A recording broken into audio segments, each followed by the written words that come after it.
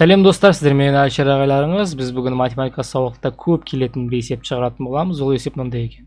Жаңа логикалық амал күннің белгісі келесі өрнекпен анықталған.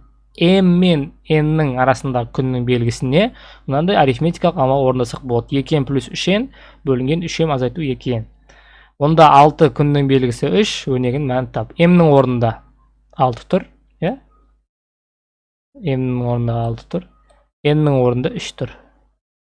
Апарып m-нің орнына 6-ны мына жердегі n-нің орнына 3-ті қойып жазамыз. 2 көбейту 6 қосу 3 көбейту 3 бөлінген 3 көбейту 6 азайту 2 көбейту 3 көбейту мынау.